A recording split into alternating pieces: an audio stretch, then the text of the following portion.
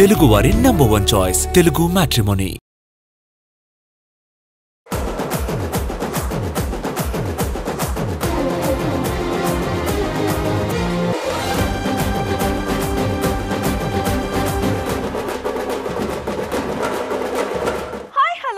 Welcome to cinema 2.2.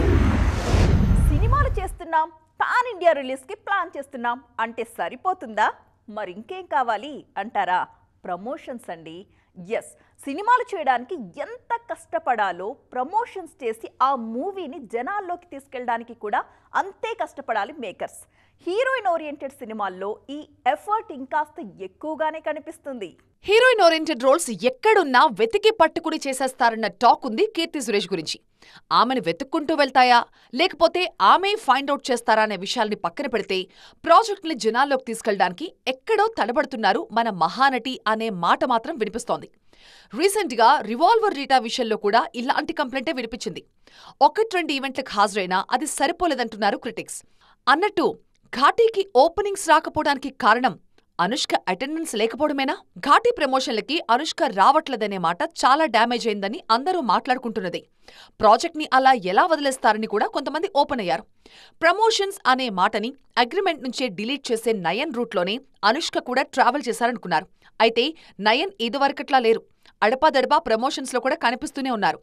ఏదో ఒక ఈవెంట్కో private పార్టీకో హాజరవుతున్నారు. Near ఫ్యూచర్లో ఇంకాస్త జోరు పెంచనున్నారు అన్నది Kollywood talk. Rashmika plan of action ని గమనించాక హీరోయిన్స్ లో ఈ మార్పు వస్తోంది అన్నది చాలా మంది ఒప్పుకుంటున్న విషయం. రష్మికలాగే యాక్టివ్ గా ఉంటారు ఆలియా. కానీ సౌత్ ప్రమోషన్ల విషయంలో మాత్రం పెద్దగా ఫోకస్ చేయట్లేదు. ఆమె రీసెంట్ మూవీకి కూడా ఈ కంప్లైంట్ వినిపించింది. కనీసం ఆల్ఫా విషయంలో అయినా ఆలియా జాగ్రత్త పడతారా? Let's wait and see. Cinema titles వింటేనే థియేటర్స్లో సీట్ రిజర్వ్ చేయించేసుకోవాలి అన్న ఇంట్రెస్ట్ పుట్టాలి. టైటిల్ని గుర్తుపెట్టుకోవడానికే ఎక్సర్సైజ్ చేసినంత టైర్డ్ అయిపోకూడదు. పాన్ ఇండియా కల్చర్ హల్చల్ చేస్తున్న ఈ రోజుల్లో తెలుగు సినిమా పేర్లు ఎంతో వీణుల విందుగా ఉంటున్నాయి. ఈ ట్రెండ్ ఇలాగే కంటిన్యూ అయితే బాగుంటుంది అంటున్నారు చాలామంది.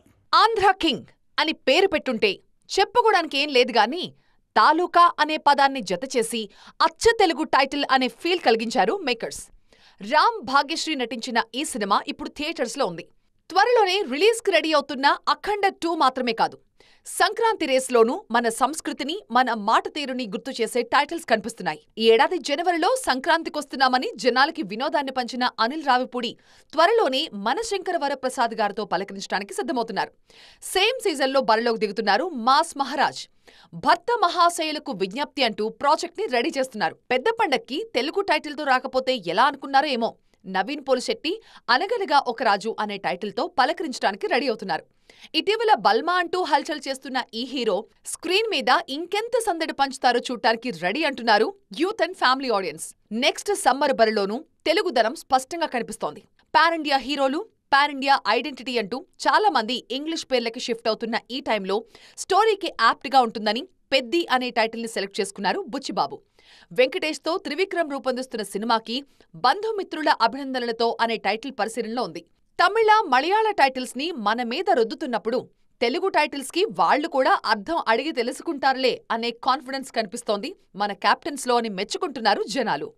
సమంత రాజ్ పెళ్లి వార్తలు ఇప్పుడు సందడిగా మారిపోయాయి. ముహూర్తం కుదిరింది, 3 ముళ్ల వేడుక జరిగింది అంటూ సోషల్ మీడియాలో వార్తలు హోరెత్తిపోతున్నాయి. శామ్ అమితంగా నమ్మే ఈషా సెంటర్ వీరి వివాహానికి వేదిక అయింది అన్నది వార్త. శామ్ రాజ్ గురించి మరిన్ని విశేషాలు చూసేయండి.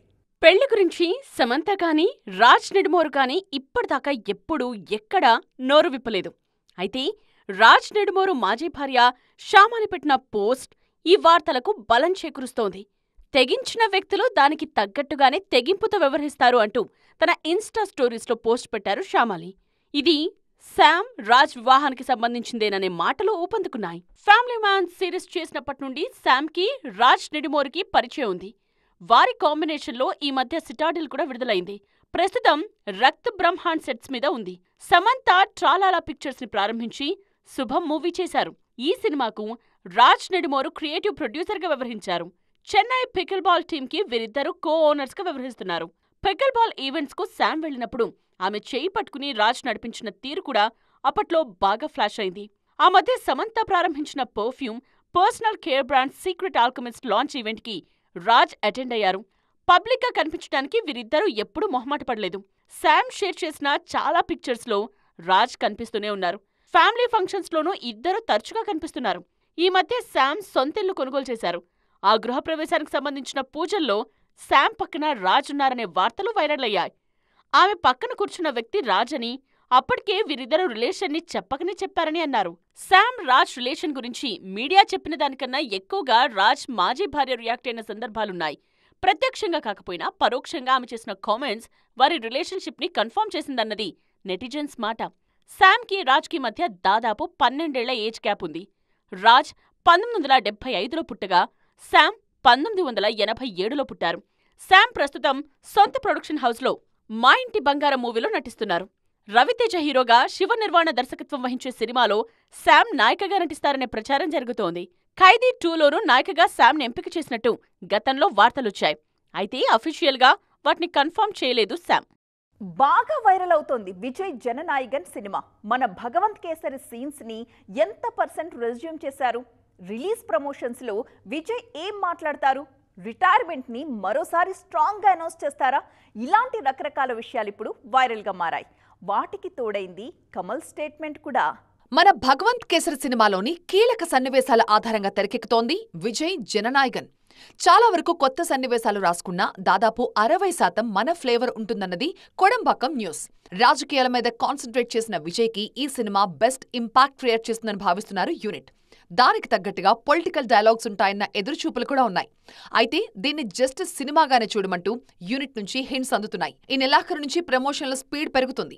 ఇంటర్నేషనల్ ఈవెంట్స్ కూడా ప్లానింగ్ లో ఉన్నాయి. విజయ్ సినిమా స్పీచ్లు వింటానికి కూడా జనం రెడీగా ఉన్నారు. వచ్చే ఎన్నికల పరంగా విజయ్కి మీరేమైనా సలహాలిస్తారా అనే ప్రశ్న ఎదురైంది కమల్కి. అనుభవం గొప్పదని తాను ఏమీ చెప్పదలుచుకోవడం లేదన్నారు కమల్. సో వీటన్నింటినీ బట్టి విజయ్ సినిమాల విషయంలో ఏ నిర్ణయం తీసుకుంటారు? జస్ట్ పాజ్ ఇచ్చానంటారా, ఇక ఫుల్ స్టాప్ పెట్టేశానంటారా అనే డిస్కషన్లు మాత్రం యమ జోరుగా సాగుతున్నాయి. హీరోలను దృష్టిలో పెట్టుకుని క్యారెక్టర్స్ రాసుకోవడం మన క్రియేటర్స్కి కొత్త ఏం కాదు. కానీ అలా వద్దు, కొత్తగా ట్రై చేయమని చెబుతున్నారు మమ్ముక్క. ఆ మధ్య అనారోగ్యానికి గురైన మలయాళం మెగాస్టార్ ఇప్పుడు డబుల్ యాక్టివ్గా మూవీస్ చేసేస్తున్నారు. ఇంతకీ మేకర్స్కి మమ్ముట్టిచ్చిన సలహా ఏంటి? మమ్ముట్టికి 74 ఏళ్లంటే ఎవ్వరూ నమ్మరు. అంత యాక్టివ్గా సినిమాలు చేస్తున్నారు ఈ హీరో. సరికొత్త స్క్రిప్ట్లు సెలెక్ట్ చేసుకుంటూ ఎప్పటికప్పుడు యంగ్స్టర్స్ కి పోటీనిస్తున్నారు. లేటెస్ట్ గా ఈయన చేసిన కామెంట్ రైటర్స్ అందరినీ ఆలోచనలో పడేసింది. నన్ను దృష్టిలో పెట్టుకుని మీరు స్క్రిప్ట్లు రాయొద్దు. మీరు రాసే సరికొత్త పాత్రల్లో నన్ను నేను ఫిట్ చేసుకుంటాను. అప్పుడే కొత్తదనం వస్తుంది, ఆడియన్స్ థ్రిల్ ఫీల్ అవుతారు అన్నది డైరెక్టర్లకి, రైటర్లకి మమ్ముట్టి ఇచ్చిన సలహా. బాక్సాఫీస్ ఒత్తిళ్లని తాను పట్టించుకోవట్లేదంటున్నారు మమ్ముట్టి. తనని సవాల్ చేసే భిన్నమైన పాత్రలు సెలెక్ట్ చేసుకుంటున్నట్లుగా తెలిపారు. తాను ఏ సినిమా చేసినా బాక్సాఫీస్ గురించి ఆలోచించనని, ఆడియన్స్ ని మాత్రమే దృష్టిలో పెట్టుకుంటానని తెలిపారు. ఆయన లేటెస్ట్ మూవీ కలం కావాలి విషయంలో కూడా తన స్టాండ్ ఇదే అంటున్నారు మలయాళం మెగాస్టార్.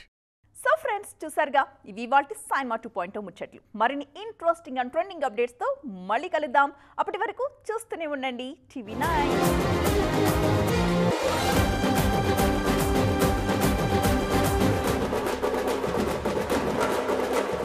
తెలుగు వారి నంబర్ 1 చాయిస్ తెలుగు మ్యాట్రిమోనీ.